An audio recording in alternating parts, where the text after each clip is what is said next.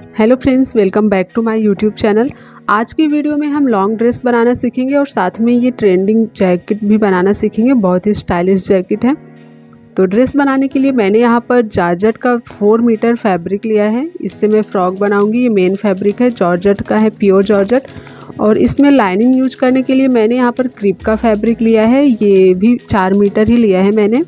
अगर आप स्लीव्स वाला बना रहे हैं, फुल लेंथ स्लीव्स, तो आप 5 मीटर लीजिए। मैं स्लीवलेस बनाऊंगी इसलिए 4 मीटर लिया है। और यहाँ पर मैंने ये सीक्वेंस वर्क फैब्रिक लिया है 2 मीटर जैकेट बनाने के लिए। जैकेट में फुल स्लीव्स बना रही हूँ इसलिए मैंने फैब्रिक को 2 मीटर लिया है। ये सीक्वेंस एम्ब्रॉयडरी वर्क फैब्रिक है और इसमें लाइनिंग के लिए मैंने कॉटन का अस्तर लिया है। ये भी 2 मीटर है। तो चलिए वीडियो को स्टार्ट करते हैं। सबसे पहले हम फ्रॉक की कटिंग करेंगे। तो फ्रॉक में मैं अपर पार्ट की कटिंग करूँगी। उसके लिए मैंने यहाँ पर एक फैब्रिक लिया है, इस तरह से 4 फोल्ड कर दिया है। अपर टॉप का जो मेरा लेंथ है वो 16 इंच रहेगा और उसमें 1 इंच का मार्जिन हम इस तरह से ऐड कर लेंगे। और मैं डीप नेक बनाऊंगी इसलिए यहाँ पर जो शोल्डर है वो मैं 5.5 इंच ले रही हूँ और आर्म होल में 6 इंच लूँगी। अब इस तरह से दोनों लाइन को मिलाते हुए हम एक सीधी लाइन खींच लेंगे, दोनों निशान को मिलाते हुए।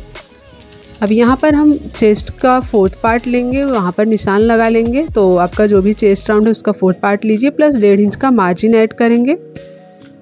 इसी तरीके से मैं वेस्ट राउंड में भी 4th पार्ट पर निशान लगाऊंगी।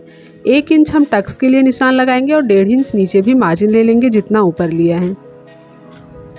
अब नीचे हम जब घेर ज्वाइन करते हैं अपर टॉप में तो वो साइड से लटक जाता है, वो लटके नहीं, इसीलिए हमें साइड से 1 इंच पर मार्किंग करना है इस तरह से। और हल्का सा कर्व शेप देते हुए एक शेप बना लेंगे इस तरह से। देखिए, जहाँ पर आपका 4th पार्ट आएगा वेस्ट राउंड का, वहाँ पर आप 1 इंच ऊपर लेकर निशान लगाइए। अब यहाँ पर गले के लिए मैंने 2.5 इंच पर निशान लगाया है गले की चौड़ाई, और जो इसका नेक डीप है वो मैं 6 इंच ले रही हूँ। बैक और फ्रंट दोनों मैं 6 इंच ही ले रही हूँ। आप आपकी चॉइस से ले सकते हैं, बैक नेक डीप कर सकते हैं। मैंने यहाँ पर दोनों 6 इंच लिया है और इस तरह से राउंड शेप बना लेंगे। अब यहाँ पर मैं आर्म होल के लिए निशान लगाऊंगी तो नीचे से 3 इंच पर मार्क करेंगे और इस तरह से आर्म होल का शेप दे देंगे। और फ्रंट आर्म होल के लिए 1/2 इंच अंदर की तरफ से लेते हुए एक शेप बना लेंगे और शोल्डर डाउन करना नहीं भूलना है। यहाँ पर 1/2 इंच शोल्डर डाउन करेंगे, उसके बाद हम इसकी कटिंग कर लेंगे। तो पहले मैं आर्म होल का बैक साइड वाला कट करूँगी, उसके बाद अब साइड से कट करके, यहाँ पर जॉइंट है तो मैं साइड से कट करके बैक पार्ट निकाल लूँगी। इस तरह से अंदर से एक पार्ट निकाल लिया, वो बैक पार्ट हो गया। अब जो पार्ट बचा है ये फ्रंट पार्ट है, तो इसमें हमने जो आर्म होल का शेप दिया था उसकी कटिंग करेंगे। उससे पहले मैं यहाँ पर प्रिंसेस कटोरी का शेप बना रही हूँ।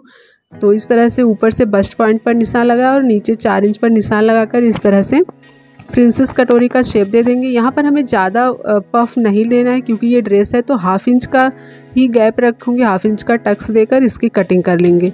तो सबसे पहले हम आर्म होल की कटिंग करेंगे, जो हमने फ्रंट पार्ट के लिए 1/2 इंच अंदर की तरफ निशान लगाया था। उसके बाद हम प्रिंसेस कट का जो हमने निशान लगाया उसकी कटिंग कर लेंगे।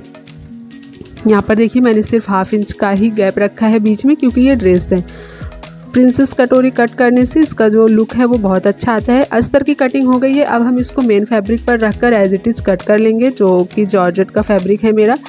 तो इस तरह से हम अस्तर को ऊपर रखकर इसकी कटिंग कर लेंगे। इस तरह से बैक पार्ट की भी कटिंग हो जाएगी। अब मैं इसके घेर की कटिंग कर रही हूँ। इसके घेर की कटिंग मैं नॉर्मल सर्कुलर में कट कर रही हूँ। इसकी कटिंग कैसे करते हैं इसकी वीडियो मैंने ऑलरेडी कई बार हमारे चैनल पर अपलोड कर दी है।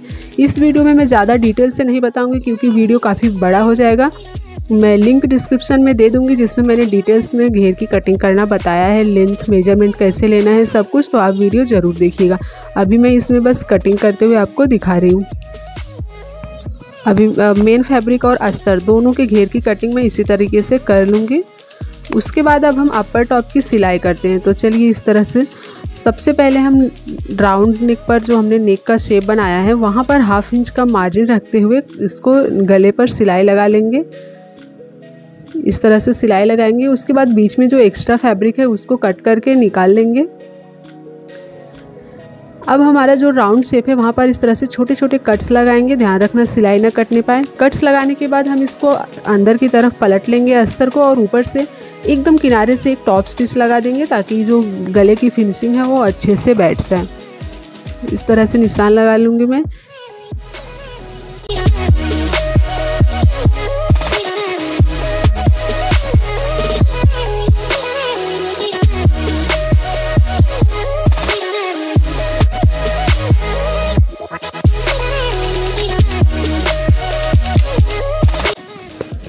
तो देखिए फ्रंट बैक पार्ट का मेरा नेक बन गया है।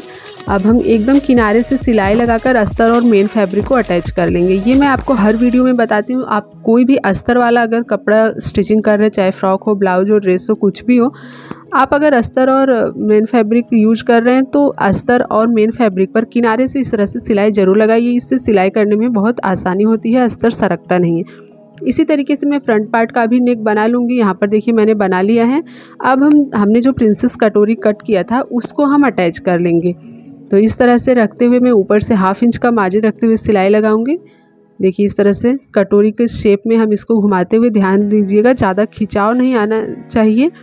1/2 इंच का मार्जिन रखते हुए इस तरह से डबल सिलाई लगाकर इसको पक्का कर लेंगे। इसी तरह से मैं दूसरी साइड भी कटोरी को अटैच कर लेती हूँ। तो देखिए मैंने अटैच कर लिया। अब हम शोल्डर अटैच करेंगे। तो शोल्डर अटैच करने के पहले सबसे पहले हम बैक पार्ट में भी टक्स लगा लेंगे। तो इस तरह से सेंटर से 4 इंच पर निशान लगाकर टक्स का जो लेंथ है वो मैं 5 इंच रख रही हूँ।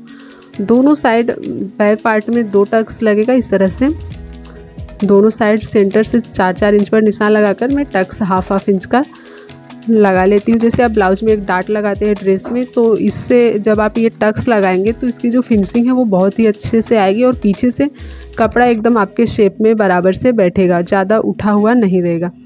तो इस तरह से दोनों साइड में टक्स लगा लेती हूँ।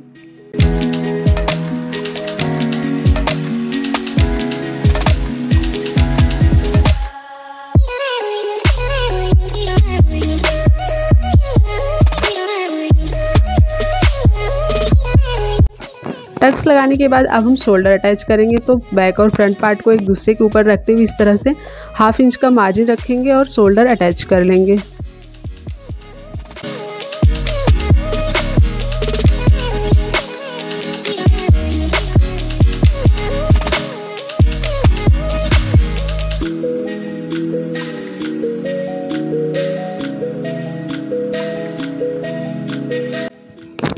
शोल्डर अटैच कर लिया मैंने। अब हम यहाँ पर आर्म होल का शेप देंगे। तो सबसे पहले जो मेन फैब्रिक का एक्स्ट्रा है उसको हम कट करके निकाल लेंगे। उसके बाद आर्म होल की फिनिशिंग के लिए मैंने यहाँ पर उरेबी पट्टी कट की है, जिसे क्रॉस पट्टी बोलते हैं, लगभग 1 इंच चौड़ी है। इसको हम ड्रेस के आर्म होल पर इस तरह से सीधी साइड से रखेंगे और एक सिलाई लगा लेंगे। जिस शेप में हमारा आर्म होल है हल्का सा खिंचाव रखते हुए क्रॉस पट्टी में, उसी शेप में हम 1/2 इंच का मार्जिन रखते हुए सिलाई लगा लेंगे।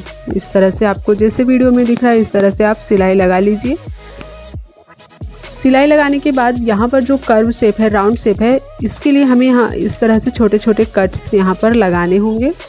कट्स लगाने के बाद हम इसको अंदर की तरफ फोल्ड करके सिल लेंगे। तो ये देखिए पहले इस तरह से एक बार फोल्ड करेंगे, उसके बाद पूरा जो हमने पट्टी अटैच की वो पूरा अंदर की तरफ आ जाएगा। उसके बाद टॉप स्टिच लगाएंगे इस तरह से, अंदर की तरफ फोल्ड करते जाएंगे पट्टी को और इस तरह से स्टिचिंग करते जाएंगे।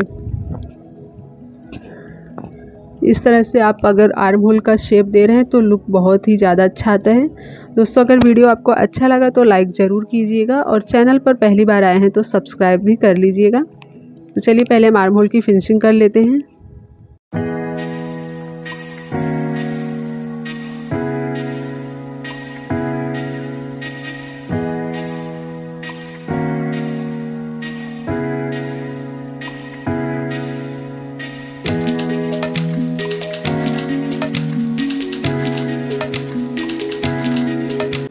इसी तरह से मैं दूसरा आर्म होल भी बना लेती हूँ।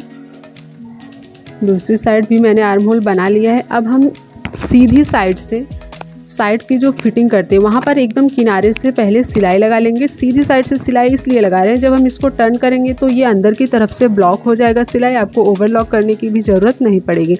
इस तरह से पहले हम दोनों साइड से सिलाई लगा लेंगे। एकदम किनारे से ज़्यादा मार्जिन नहीं रखना है।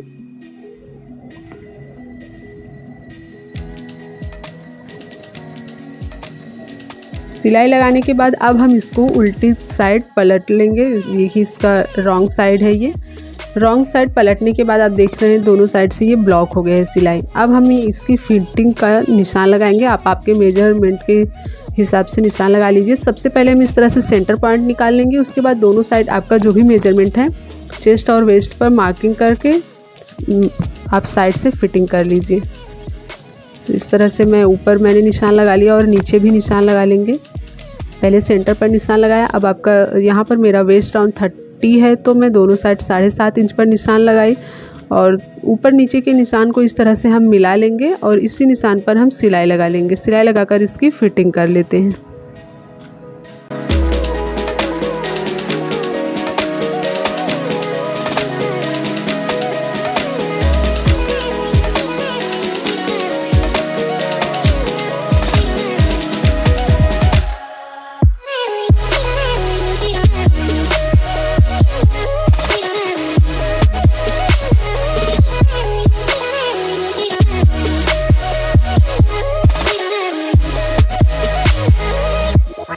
देखिए मैंने इसकी फिटिंग कर ली है। अब हम इसमें घेर अटैच कर लेंगे। नॉर्मली जैसे घेर मैंने कटिंग की थी उसको देखिए यहाँ पर अटैच कर लिया है।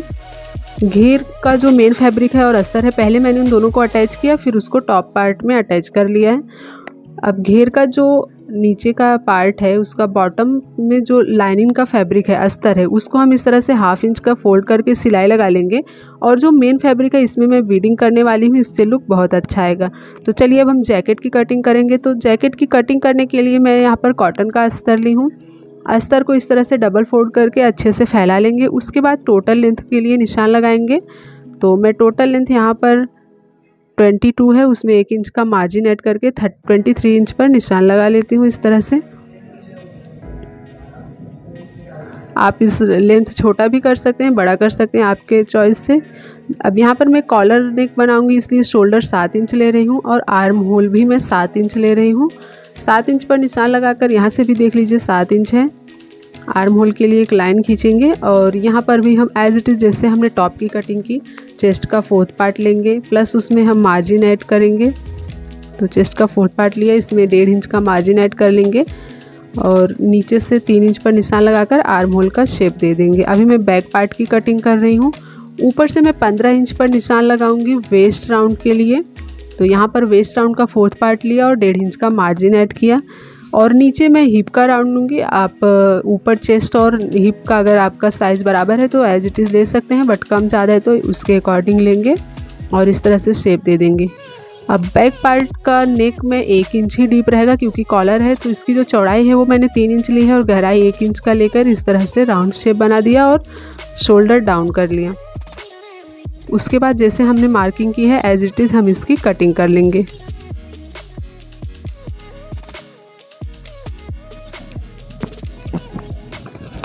बैक पार्ट की कटिंग हो गई है। अब हम बैक पार्ट को इस तरह से अस्तर के ऊपर रखकर फ्रंट पार्ट की कटिंग करेंगे। तो साइड से मैंने इस एज इट इज़ निशान लगा लिया है।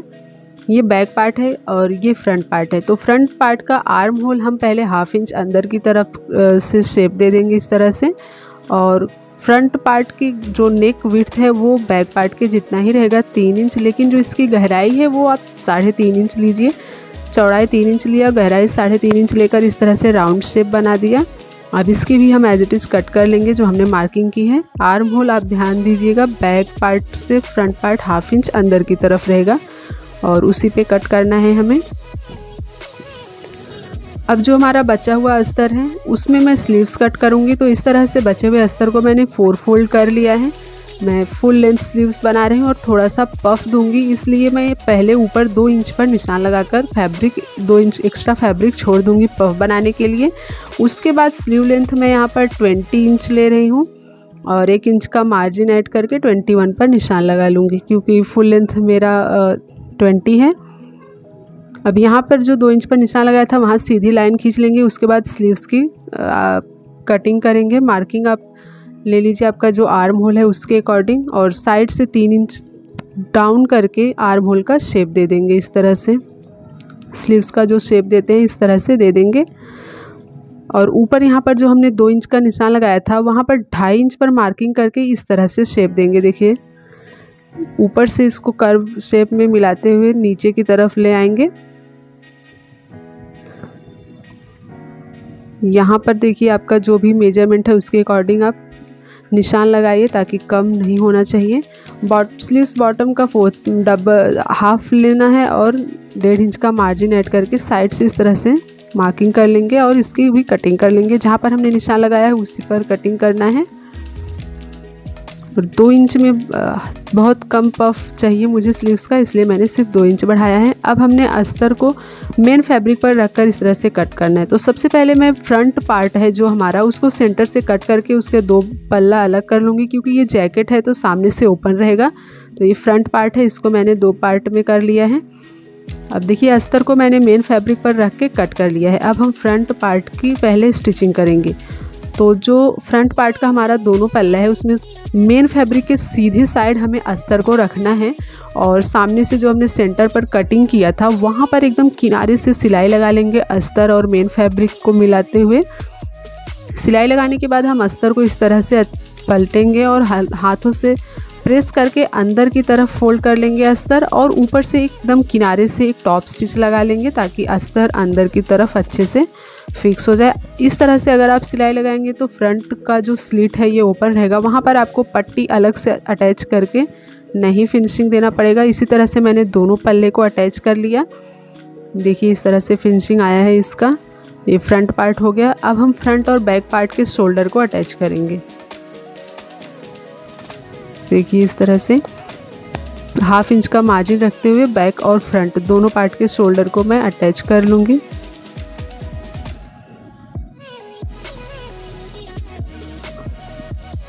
डबल सिलाई लगाकर आप अच्छे से इसको फिक्स कर लीजिए। तो देखिए यहाँ पर शोल्डर अटैच हो गया है। अब हम इसके कॉलर की कटिंग करेंगे। तो कॉलर कटिंग करने के लिए सबसे पहले हम यहाँ पर नेक राउंड का मेजरमेंट लेके फिर कॉलर कटिंग करेंगे। मैंने यहाँ पर फ्लैट कॉलर बनाया है।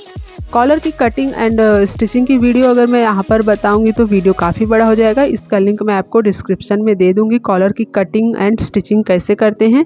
तो यहाँ पर देखिए वीडियो में मैंने कॉलर अटैच कर लिया है। ये फ्लैट कॉलर है, आप इसका लुक देख सकते हैं कितना ज़्यादा अच्छा आया है। इसकी वीडियो मैं डिस्क्रिप्शन में दे दूँगी। अब हम स्लीव्स अटैच करेंगे। तो स्लीव्स का जो अस्तर है उसको हम मेन फैब्रिक के सीधी साइड रखेंगे और बॉटम पे इस तरह से 1/2 इंच पर सिलाई लगाकर अटैच करेंगे, और उसके बाद अस्तर को हम रॉन्ग साइड पर टर्न करेंगे। इस तरह से पहले हल्के हाथों से प्रेस करेंगे, उसके बाद जो मार्जिन का फैब्रिक है और अस्तर मिलाते हुए एक सिलाई लगाएंगे और फिर इसको अंदर की तरफ फोल्ड करके हल्के हाथों से प्रेस कर लेंगे इसे अच्छे से। इस तरह से फिनिशिंग देने से हमें ना तो तुरपाई करने की ज़रूरत पड़ेगी और ना ही बॉटम में सिलाई हमारा ऊपर से दिखेगा, ना तो अंदर से सिलाई दिखेगा और ना ही ऊपर से। अब ऊपर की तरफ हम अस्तर और मेन फैब्रिक को अटैच करते हुए एक सिलाई लगा लेंगे। ये सिलाई लगाने के बाद हम प्लेट्स देंगे तो काफ़ी आराम रहेगा। पहले इस तरह से हम स्लीव्स का सेंटर पार्ट निकालेंगे।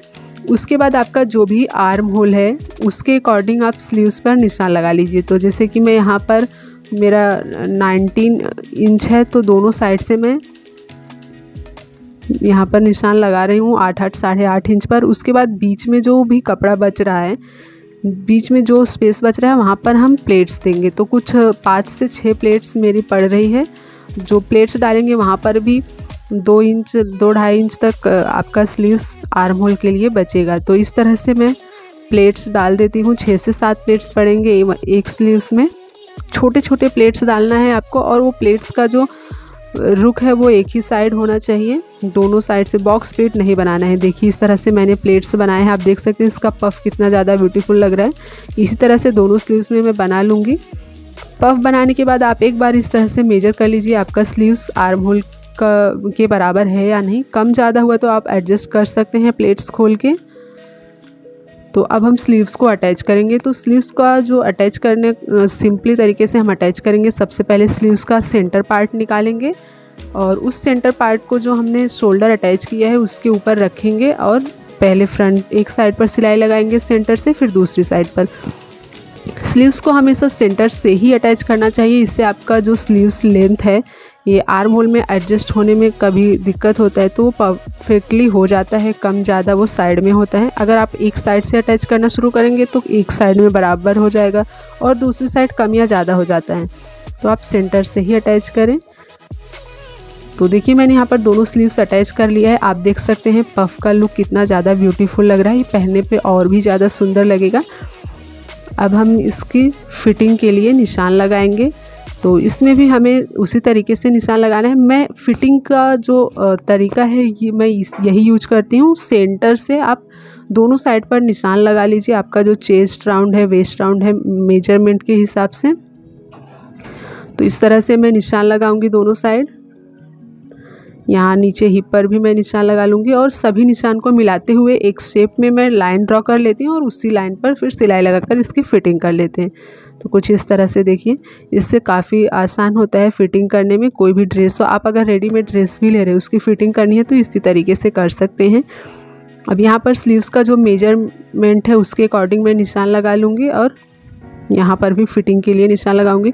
तो जो बॉटम राउंड है वो है मेरा 9 इंच, तो उसका आधा 4.5 इंच पर निशान लगा रही हूँ। यहाँ पर ऊपर जो एल्बो है वहाँ पर मैं 6 इंच पर निशान लगा रही हूँ और इस तरह से मिला लेंगे।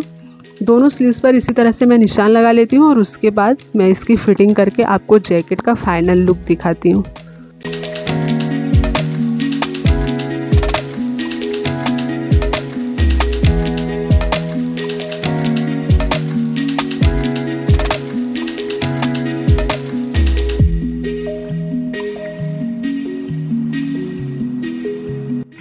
फिटिंग करने के बाद स्लीव्स का जो जैकेट का जो बॉटम है, नीचे का पार्ट है, वहाँ पर मैंने 1 इंच अस्तर की पट्टी कट की है, सीधी पट्टी। ये लगभग 1 से 1.5 इंच चौड़ी है। इसको हम सीधी साइड से रखकर इस तरह से अटैच करेंगे। उसके बाद अंदर की तरफ पलट लेंगे। पलटने के बाद हम सिलाई लगा लेंगे। आप तुरपाई भी कर सकते हैं। तो मैं आपको दिखाती हूँ। ये देखिए, फिनिशिंग कर दी है मैंने, फिटिंग भी कर दी है, नीचे से पट्टी लगाकर बॉटम भी बना दिया है। तो ये है जैकेट का फाइनल लुक। आप ड्रेस के साथ भी देख सकते हैं इसका लुक। जैकेट का लेंथ आप आपके अकॉर्डिंग बना सकते हैं। तो वीडियो आपको कैसा लगा कमेंट में ज़रूर बताइएगा। वीडियो पसंद आए तो लाइक ज़रूर कीजिएगा और चैनल को सब्सक्राइब नहीं किया है तो सब्सक्राइब करके बेल आइकन को प्रेस कर लीजिएगा।